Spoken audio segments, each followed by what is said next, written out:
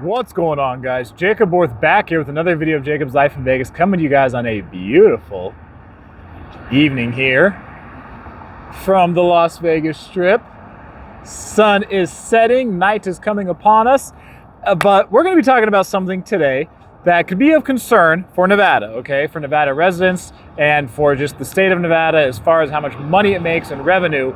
Something that California could do that could really end up costing Nevada billions of dollars. So the highlights we're going to cover here are, one, what this law is if California put it into effect, who has been pushing for this law, how it could affect Nevada if it went through, what would save Nevada if it went through, and who would be for and who would be against this law. So go ahead, hit the like button down below, and if you want to join me and about 100 other people over on Patreon, I will put that in the pin that in the top of the comment section. You can support me on there for as little as $1 a month, because some of these videos like this are pretty research intensive. So let's jump into this.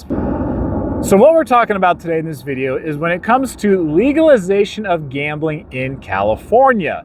There's a couple different things we're going to talk about when it comes to this legalization of gambling in California. There was an article that came out earlier this year, May of 2021, in the LA Times, talking about how California voters will decide in 2022 whether to allow sports betting to take place in the state of California. Now, Californians would be able to legally bet on Lakers, Dodgers, Rams games, right, at tribal casinos, horse racing tracks, under an initiative that qualified for the November 2022 ballot. Now, this is expected to be a really expensive battle with excluded card clubs over who should benefit from the potential billion-dollar market. Now, this constitutional amendment to allow sports betting was written by Native American tribes that showed how much power they had in 2008 when they spent over $100 million to win the approval of 4 ballot measures to preserve the expansion of gambling that they had been granted a year earlier, okay? So the tribal casinos, are pushing for this kind of legalization in California, and they would love to have it because, the sports betting would bring them more revenue, okay? California is by far the most populous state in the U.S. by about 10 million people. They have the most professional sports teams, so the market is massive in the state of California alone. However, here's something else to keep in mind, and this really came about during the political season in California when they had the governor recall election for Gavin Newsom.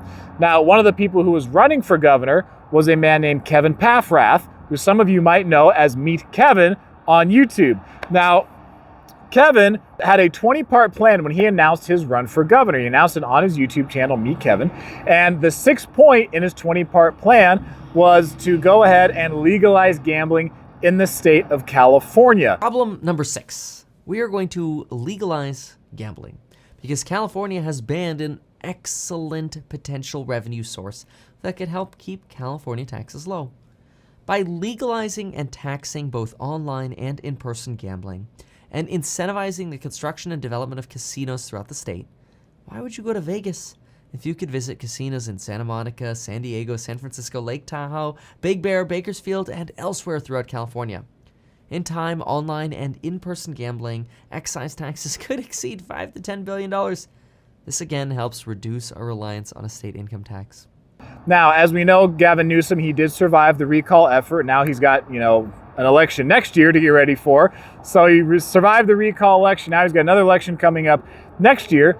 But Kevin talks about in that video when he announced his run for governor was that basically the goal is to keep Californians spending more money in California and, not to be going to Las Vegas and not to be going to Reno, because Las Vegas and Reno are the 2 areas of Nevada that are going to be disproportionately impacted by this, which is going to have a ripple effect on the rest of the state as far as its overall revenue.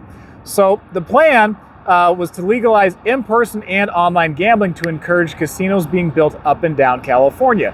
So from San Diego to Santa Monica to Ventura to Bakersfield, all the way up to Redding, right? Anywhere and everywhere in between in California. And he said he expects it to bring $5 to $10 billion in tax revenue for California over time.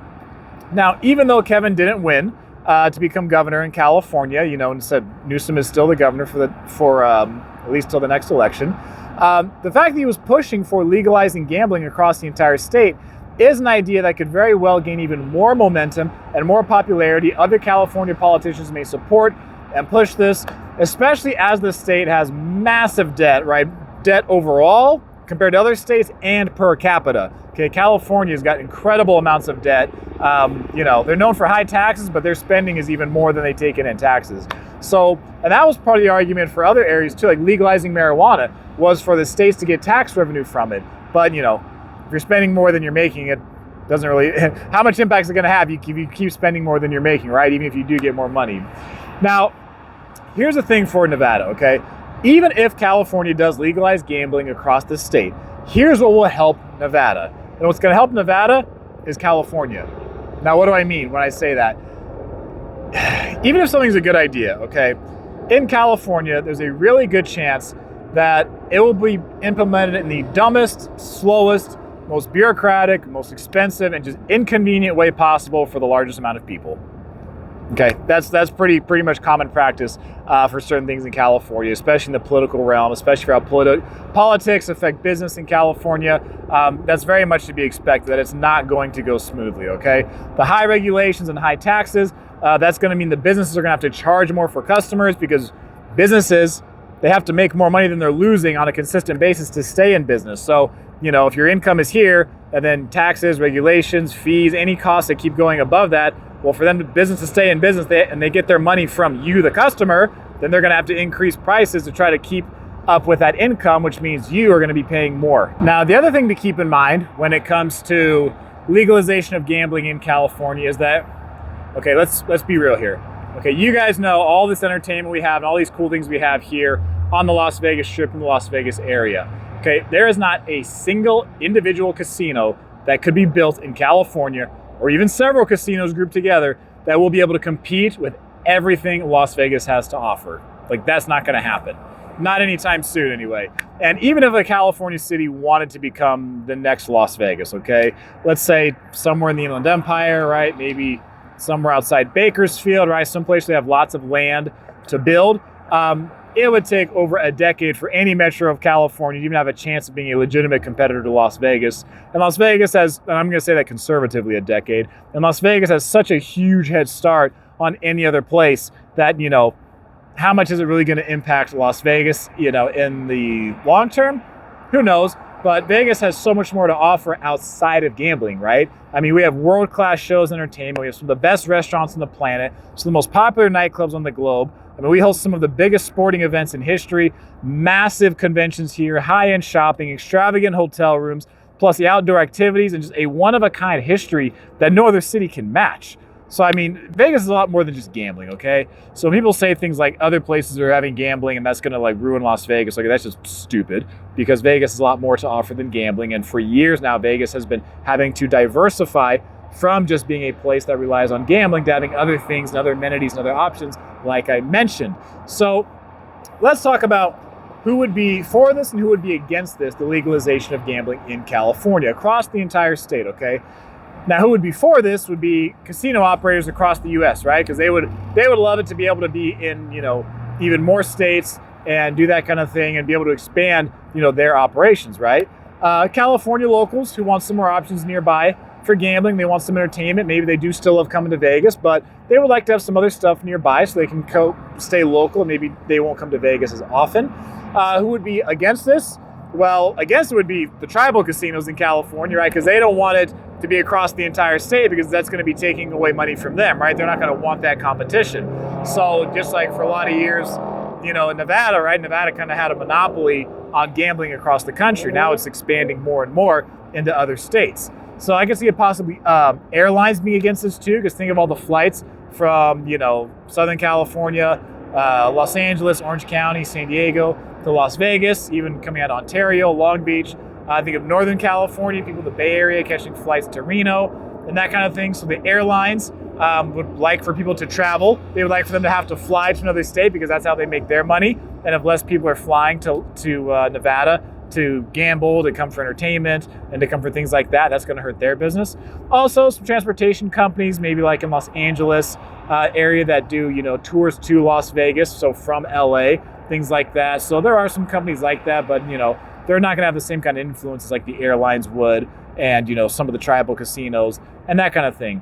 And then, of course, pretty much every hospitality board, organization, and hospitality employee in the state of Nevada would probably not be too big on it, because even though the economy here in the Vegas area is not as reliant on gambling as it has been in the past, and the economy here locally has been able to diversify some, and the state of Nevada has been able to diversify some, it's still a huge part of this economy, okay? The hospitality, tourism is a massive part of this state's economy. Nevada and Hawaii are like the two states in the union that have the biggest reliance on hospitality, on tourism, on the travel industry, and that kind of thing.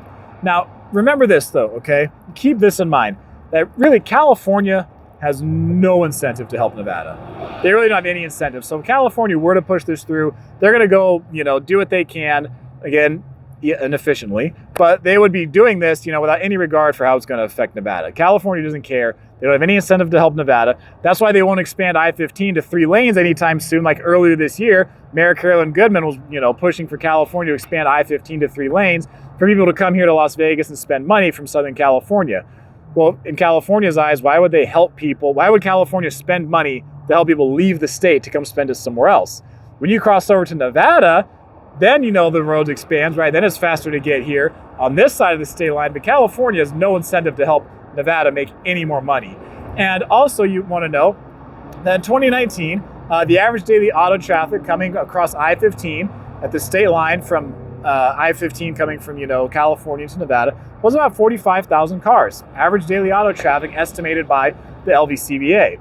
Now, that does bring us money here on the weekends. Okay, a lot of our weekend traffic does come from California, okay? It comes from California, people flying from other parts of the country, people coming from Phoenix and that kind of thing. And the weekends definitely make money here in Las Vegas. Okay, there's definitely money being spent. But really the bigger money comes during the week when we have these big conventions, okay? When you have conventions of hundreds of thousands of people throughout the week, now, I don't just mean like a big one like CES, which by itself is 150,000+ people in a normal year. But I mean, think of all the smaller ones, all the trade shows and conferences that don't even make the radar here because there's so many other big ones. You have that many conferences, conventions, meetings, all those things going on during the week. I mean, the business crowd typically has more money to spend. These are tax write-offs for the business, so they can deduct all this stuff on their taxes. Heck, meals now for dinners are 100% deductible, not 50% anymore. So I mean, you can deduct dinner meals and things like that. So there's a whole bunch that when business money comes to town during the week for business, that's huge money. But the money that does come from California on the weekends and that kind of thing is helpful here to the Las Vegas economy. So what does this mean for Las Vegas, for Reno, for the state of Nevada and that kind of thing? It would have surprised me if at some point California did legalize gambling across the state because that state is really hurting for money. Okay, and they're going to be looking for other ways to make more money. Now, granted, they're probably not going to change their spending habits anytime soon, but that wouldn't stop them from saying, hey, we need to start pulling money from other places. Let's look into legalizing gambling. Will that have a negative impact on Las Vegas in the short term? Probably not. Will it have a negative impact on Las Vegas in the long term?